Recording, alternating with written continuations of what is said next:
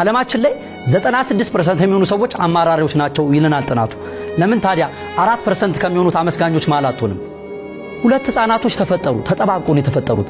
መለያየት አይችሉም። አንደኛው አመስጋኝ፣ አንደኛው አማራሪ ነው። አመስጋኙ ልጅ እንደዚህ ይላል፣ አምላክ ሆይ ከዚህ የባሰ ነገር ስላላመጣብን አመሰግናለሁ ይሏል። አማራሪው ልጅ ከጎን እንደዚህ አለ፣ ምን ከዚህ በላይ አምጣብህ አጠባብቆ ፈጠረን ይሏል። ከትንሽ ጊዜያት በኋላ ግን ያልታሰበ ነገር ተፈጠረ። አመስጋኙ ልጅ ሞተ። የአማራሪው ልጅ ጣፈንታ ምን ሆነ? የአመስጋኙ ልጅ ሬሳ ተሸክሞ መኖር ጀመረ ማለት ነው። ባማረርክ ቁጥር ያማረርክበት ነገር ወደ አንተ የሚመጣበት ፐርሰንት ይጨምራል። ለማመስገን እነዚህን 3 ነገሮች ማየት በቂ ነው። ምክንያቱም ማማረር የብዙሃኖቻችንን ደስታ ስላጠፋብን። የመጀመሪያው ይሄ የመግነዝ ጨርቅ ነው። አንተ ኖረክ ያልሰራህበትን ሰዎች ግን ቢኖሩ መስራት እየቻሉ ግን የዛሬዋን የፀሐይ ብርሃን ያላዩ ብዙ ሰዎች አሉ። ስለዚህ ማን ያዟል? ያንተን ህይወት ለኔ በስንት ትሸጥልኛለህ? በምን የማይሸጥ ከሆነ በነፃ በተሰጠ ነገር ላይ አመስግን። ሁለተኛው ነፃነት ነው። ነፃነት እግርና እጄ ታስሯል አይደል?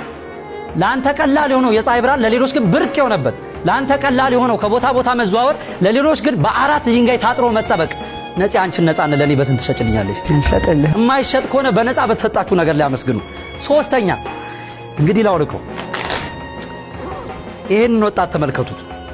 7 ዓመት መራመድ አለመቻል፣ ከ10 እስከ 12 ሴንቲሜትር በአንገቱ ብረት ገብቶ ለ10 ወራት መተንፈስ፣ ግን መንፈሱ ጠንካራና አመስጋኝ ስለነበረ ከዛም በኋላ 2 መጽሐፍ ጽፏል።